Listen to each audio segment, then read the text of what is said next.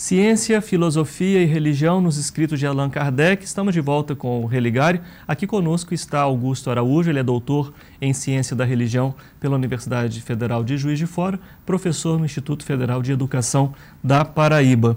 Augusto, o que é que representa então esse tríplice aspecto, né? Quando a gente conversa com os espíritas, eles fazem toda a questão de falar o espiritismo é ciência, é filosofia, é religião. O que representa esse tríplice aspecto? A expressão tríplice aspecto ela foi cunhada dentro do contexto do espiritismo brasileiro, da recepção da obra de Kardec no Brasil, entre o final do século XIX e meados do século XX. Ela aparece pela primeira vez num texto do professor Carlos Embaçaí, que é um espírita, um intelectual espírita conhecidíssimo no Brasil, e que usa a expressão para dizer que o espiritismo só pode ser compreendido a partir da relação desses três aspectos e que retirar qualquer um deles significaria mutilar o espiritismo. Essa expressão ela não aparece em nenhum momento na obra de Kardec. Isso não se encontra, então? Não se encontra em nenhum momento. Os conceitos estão presentes. Kardec relaciona o espiritismo com a ciência, com o conceito de ciência, com o conceito de filosofia e com o conceito de religião. Mas em nenhum momento ele diz que o espiritismo seria simultaneamente ciência, filosofia e religião. Isso não é assim a síntese do espiritismo? Não. Na verdade, o que eu percebo é que Kardec, como qualquer outro autor, qualquer outro intelectual, ele vai modificando a sua compreensão do que é o espiritismo ao longo da sua vida e do seu trabalho. Então, como nós falávamos no bloco anterior, num primeiro momento ele acentua muito o conceito de ciência, mas a partir de 1864, mais ou menos, quando ele lança o Evangelho segundo o Espiritismo, ele começa a dar uma importância muito grande ao que ele chama de aspecto moral da doutrina e a interpretação das fontes da tradição cristã. Então, nesse momento, eu digo na tese, ele faz uma curva que o leva da ciência em direção à religião propriamente dita. Sim. Pensando a partir dos textos de Kardec, na sua leitura, né, o que seria o espiritismo segundo Allan Kardec? Kardec tem uma visão bastante ufanista do espiritismo, bastante utópica do espiritismo. Nesse momento, em 1864, ele assume publicamente, por exemplo, que o espiritismo seria a terceira grande revelação da lei de Deus. Isso significa para ele e para os seus seguidores na época e posteriormente, que o espiritismo ele resgataria a essência do cristianismo e o reapresentaria para o século XIX através da roupagem positivista, científica, e que, portanto, o espiritismo seria capaz de provar cientificamente as verdades da religião. Em alguns momentos, Kardec chega a dizer que o espiritismo é o grande auxiliar das religiões, porque ele oferece as provas para os dogmas religiosos. Então, a visão de Kardec é que o espiritismo é realmente uma ciência positiva, que tem implicações morais de transformação individual e da sociedade, e que a sua abrangência é tão ampla que ela é capaz de completar a revelação cristã. Se tirar o positivismo, cai essa estrutura? Cai. O conceito de ciência positiva é um conceito fundamental e fundante na obra de Kardec. Ele determina a visão de mundo de Kardec, como autor e como intelectual, e como reformador religioso, como criador e fundador de uma nova religião. Essa visão positivista é bastante marcante. Que tipo de religião é, então, o espiritismo?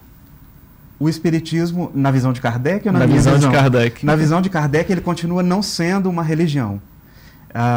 Quando, em 1864, se inicia o que ele chama de período religioso do espiritismo, a intenção primordial dele é oferecer ao cristianismo as ferramentas necessárias para responder às angústias do século XIX.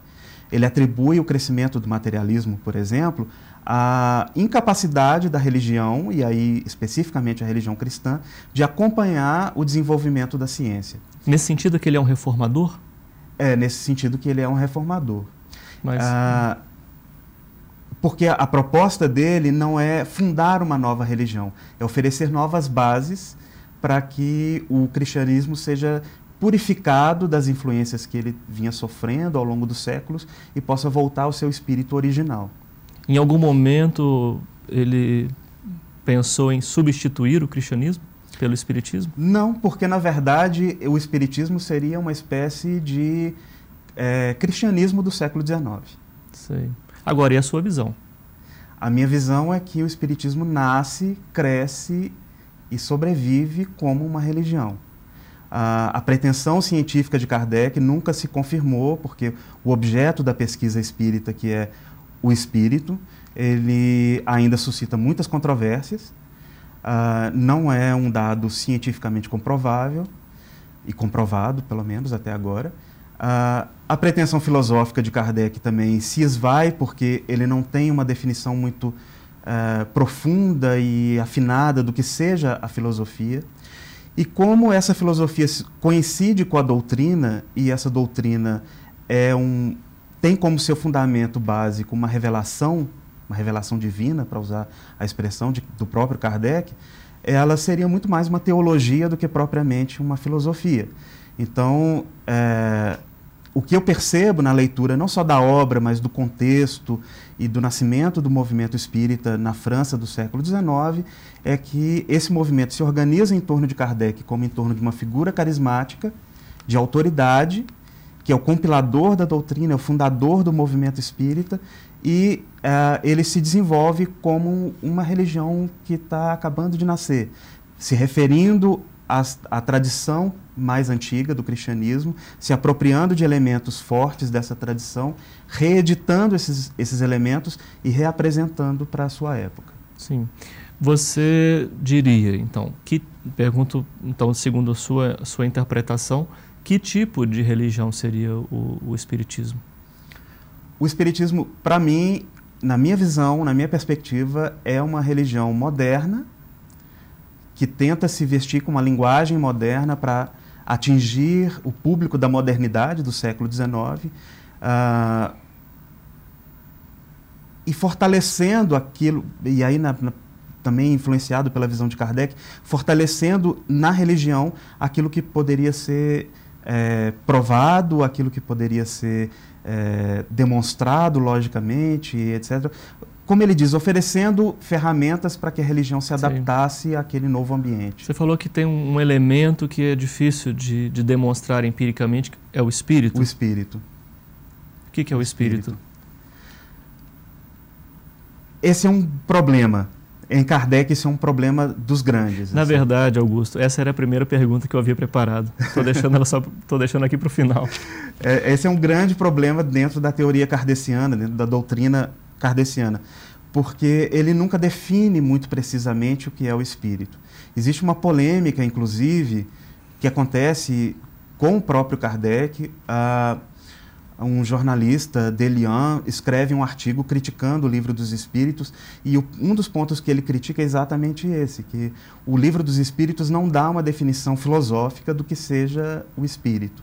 E a situação fica tão confusa que em alguns momentos você não sabe se o espírito e matéria são a mesma coisa ou se eles são coisas distintas. Kardec meio que abole a distinção cartesiana e não dá conta de solucionar isso na sua obra. E aí é que entra justamente o problema. Ele quer demonstrar empiricamente o espírito, então ele precisa revestir esse espírito de um elemento material, que ele chama de perispírito. Os fenômenos mediúnicos seriam provocados pela ação desse perispírito sobre a matéria. E a única prova que se teria da existência do espírito seriam essas manifestações. Sim. O que mudou para você, Augusto, da primeira leitura da obra de Kardec para esse momento que você acaba de concluir a pesquisa? Essa é uma pergunta interessante e complicada, mas foi um processo muito bonito de escrever a tese. Foi muito difícil em alguns momentos, mas foi um processo muito bonito. O confrontamento com o pensamento do outro, de uma maneira tão significativamente outro, porque Kardec acredita em coisas que eu pessoalmente não compartilho, é um exercício de diálogo profundo e ao mesmo tempo muito solitário, porque o interlocutor ele está presente através do texto. Então, às vezes eu tinha questões assim, eu falei, eu adoraria que o espírito de Kardec viesse me responder isso, porque eu tinha questões que eu gostaria de fazer para ele pessoalmente. Eu me sinto muito mais maduro como pesquisador atualmente. Eu aprendi muito com Kardec, aprendi muito com a paciência do conceito que ele tem. Ele às vezes demora muito para chegar a determinadas conclusões e tudo. Então, Kardec foi um mestre para mim nesse aspecto, intelectualmente, embora discordando dele nas suas conclusões, sim, na visão da própria doutrina que ele criou. Eu tenho minhas discordâncias e tudo, mas não sei, eu cresci muito nesse período, muito mesmo. Muito obrigado pela sua participação aqui no Eu que agradeço, Religare. Foi um prazer. Eu conversei hoje com Augusto Araújo, ele é professor do Instituto Federal de Educação da Paraíba, se doutorou em Ciência da Religião pela Universidade Federal de Juiz de Fora. Ciência, Filosofia e Religião nos Escritos de Allan Kardec foi o tema do programa de hoje. O Religare é um projeto de extensão do Programa de Pós-Graduação em Ciências da Religião da PUC Minas. Este programa recebeu o apoio da SOTER, a Sociedade de Teologia e Ciências da Religião. Para conhecer a SOTER, você pode acessar o site www.soter.org.br. Religare de hoje fica por aqui. Um abraço muito cordial e até a próxima semana com o novo Religare Conhecimento e Religião.